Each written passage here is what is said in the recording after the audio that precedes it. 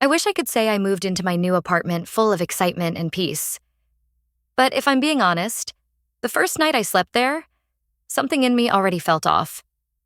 I didn't know it yet. But I wasn't the only one who thought it should be my place. My name's Joanna.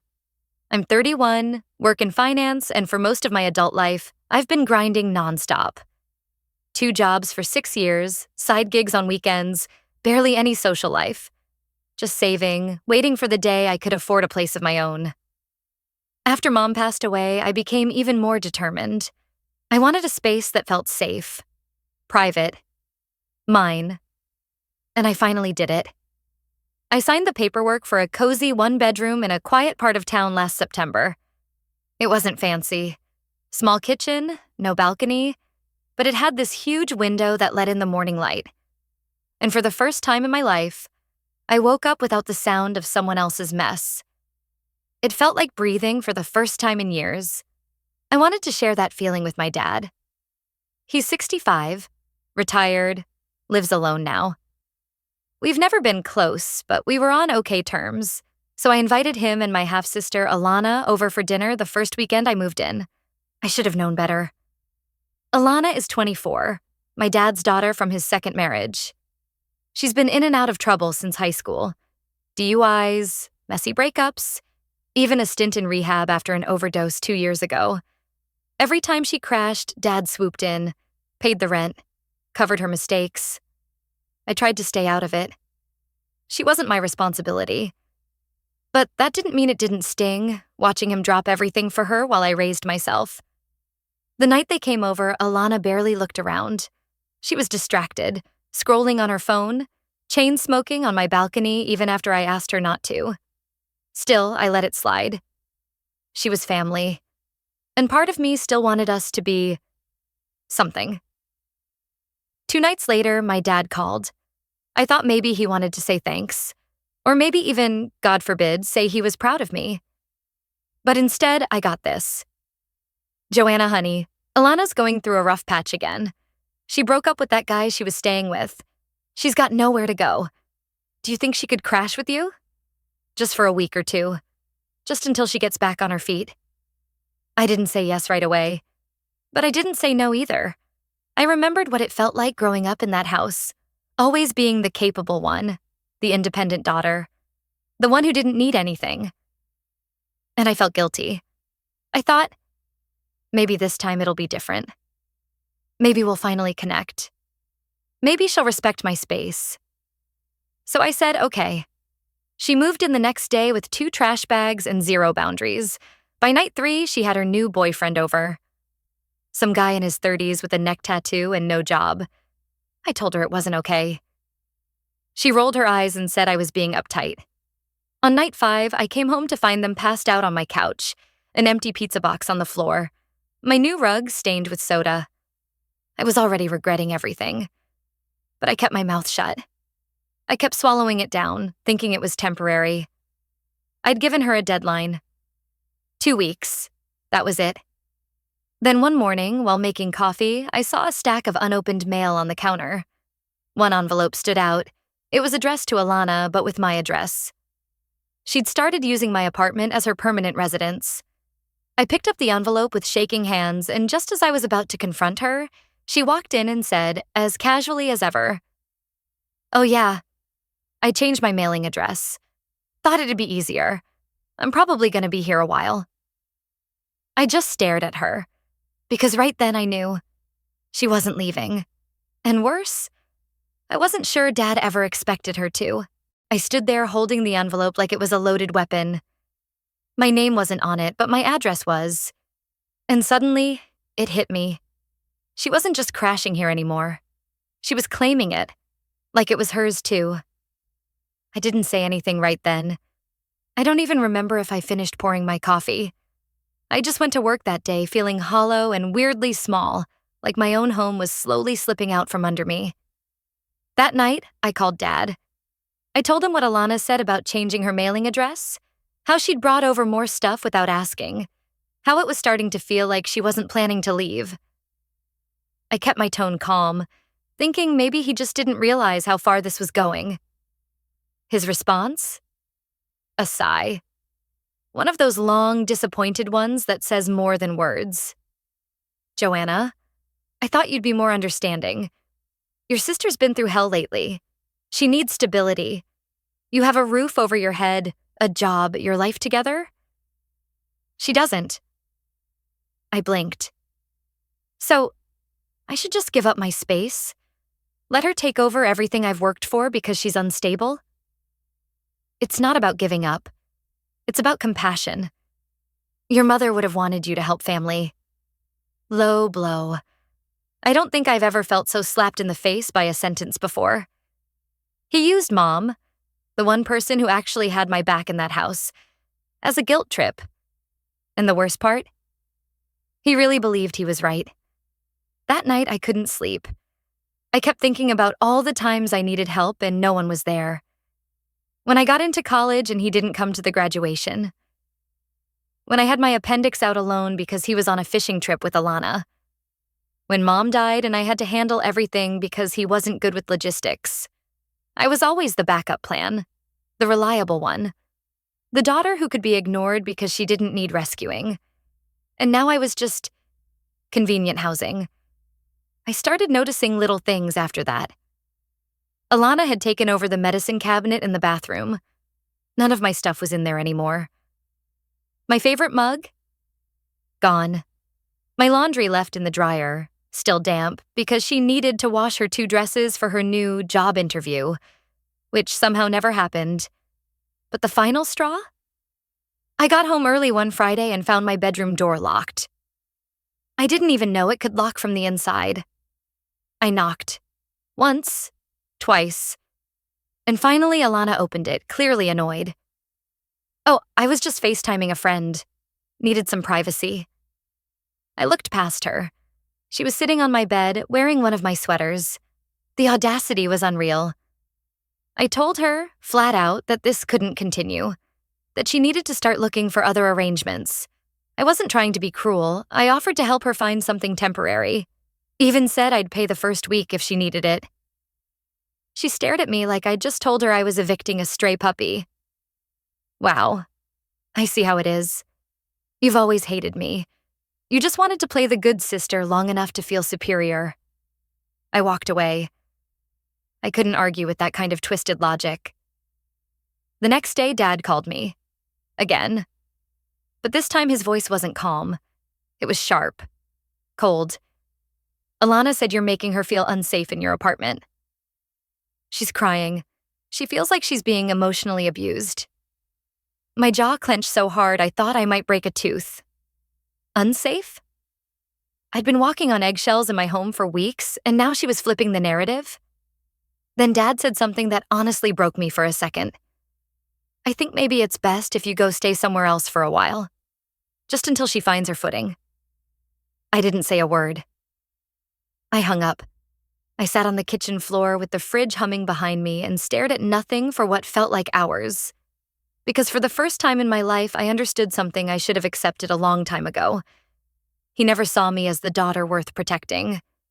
And that realization? That was the moment something in me snapped. You know that feeling when you walk into your own home and suddenly it doesn't feel like yours anymore? That's what it became. Every single day. After that call with Dad, I knew the dynamic had shifted. Alana wasn't just a guest overstaying her welcome. She was planting roots, rewriting the story, and turning me into the villain. And the worst part? People were buying it. Within days, little things started happening that felt off. One morning I woke up and the Wi-Fi password had been changed. When I asked her about it, she shrugged. Oh, my friend said it was a security risk leaving it public. First of all, it wasn't public. Second, what friend? Third, who the hell just changes someone else's internet in their own apartment? Then came the laundry sabotage.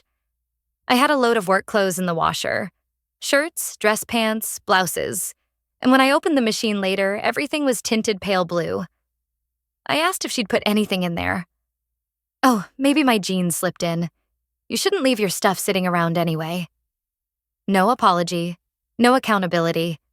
Just that smug little smirk she always had when she got away with something. I started keeping my bedroom door locked at all times. I bought a mini fridge and started storing food in my room. I was hiding in my own damn home. It felt insane. Then one Sunday morning, I woke up to my phone buzzing nonstop. Texts from my aunt, 2 cousins, and even a coworker I barely talked to. All of them saying something along the lines of, "Are you okay? Alana said you're dealing with some mental health stuff." Apparently, she'd been telling people that I was emotionally unstable, that I'd had a breakdown and wasn't safe to be around. She told my family that I'd locked her in the apartment for 2 days with no food, a complete lie, and that I'd been lashing out and losing it over small things. And just like that, I became the unstable sister, the cold-hearted one, the bad guy. I wanted to scream. Instead, I did the only thing I knew how to do: document everything. I took pictures, screenshots. I even started recording conversations in the apartment when I could, just to have proof. I felt like I was building a case, not for a roommate situation, but for war. And then, she took it a step further. I came home early from work one day. Total fluke. I'd forgotten a folder. And as I walked in, I heard her in the living room, laughing, flirting, with my dad. He was sitting on my couch, nodding along, smiling, while Alana told him, "Joanna's just always been cold. She thinks she's better than me. She's never cared about anyone but herself." And he agreed. He said, "Yeah, she's always been a little rigid. Not like you. You've got heart." That broke something in me. Not a snap this time. More like a quiet, final tear. The kind that happens when you realize this person, your own parent, is never going to see you for who you are.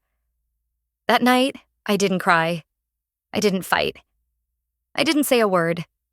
I made a plan. The next morning, I got in touch with a lawyer. I explained the situation. Every detail. The false address registration, the harassment, the gaslighting, the manipulation. And that's when she said something I'll never forget. "You know she's applying for tenants' rights, right? If she proves she's been living there for over 30 days and receives mail, this could get complicated." That was it. Alana was trying to legally entrench herself in my apartment. She'd used my kindness to turn my home into hers, and now she wanted rights. But here's the thing about me that they all forgot. I've been surviving on my own since I was 17. I don't fold. I don't break. And I don't lose. So I did something she never expected. I pulled the plug on the utilities, all of them. I canceled the lease, gave my landlord my 30-day notice, and I found a new apartment across town under a different name, with stricter tenant policies and zero ties to my family. I let her think she won. But what I did next? That changed everything. There's something liberating about hitting bottom. Once you realize no one's coming to save you, it becomes really clear. You have to save yourself. After the lawyer warned me Alana might be trying to claim tenant rights, I stopped reacting emotionally. I went cold, precise, strategic. I started playing the game they had been playing since day one, but smarter. Step 1 was documenting everything. I printed emails, screenshots of texts, bank statements showing utilities in my name, and even compiled security cam footage from the building lobby proving she wasn't listed on the lease. I also filed a notarized statement with the building manager about her unauthorized stay. He wasn't happy. Turns out Alana had been violating multiple building policies, including bringing in guests overnight and smoking inside. That was leverage. Step 2? I visited the courthouse. I filed a formal notice to vacate and had it served through a third-party legal service, so it was official. 30 days. That's all I had to give her. By law. And this time, I wasn't asking. I was notifying. When she got the letter, she acted like I'd punched her in the face. "You're evicting your own sister?" she screamed, holding the paper like it was on fire. I didn't flinch. "I'm reclaiming my own home." From that moment on, the mask dropped. She stopped pretending. The passive-aggressive digs turned into full-blown tantrums. She stomped around, slammed cabinets, left food out to rot. I came home one night to find she'd drawn a big frowny face on my bedroom mirror with lipstick. Real adult behavior. Dad, of course, called to guilt trip me. Again. She's saying you're making her feel unsafe, that you've become hostile. I told him calmly, Dad, if you believe that, then you never really knew me. And maybe it's time you stopped calling altogether. Silence. Then the line went dead. For the first time, I didn't cry. Instead, I booked a moving truck. Because here's the kicker. I wasn't just evicting her. I was leaving her behind entirely. I found a new place uptown. Gated entry. Security cameras. No forwarding address to my family.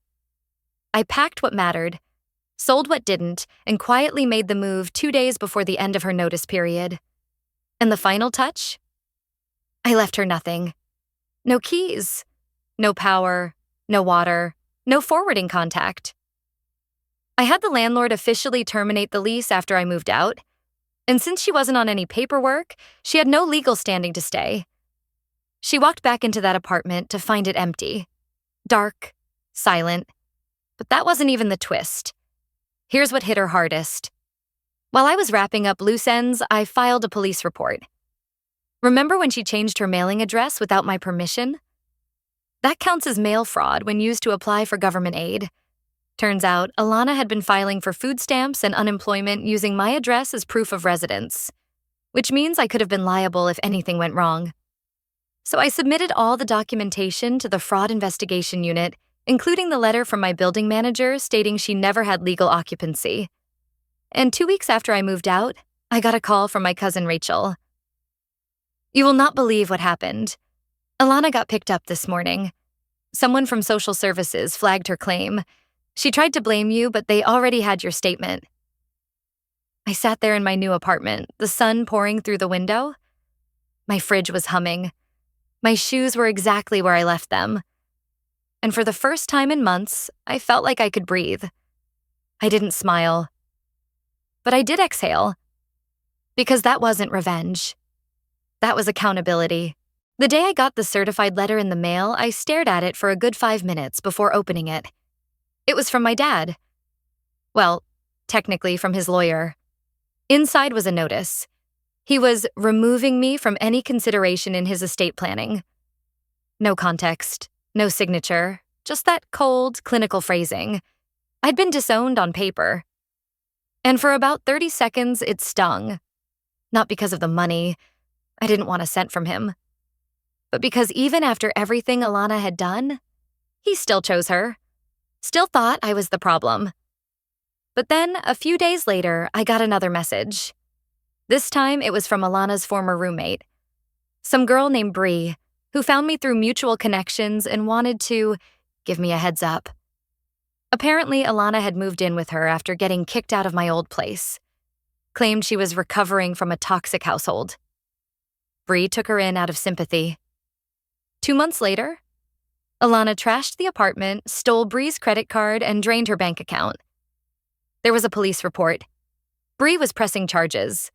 And here's the kicker. When they tracked down Alana, guess what address she was still using? Mine. She'd never changed it. She'd kept filing things under my old apartment even after I'd left.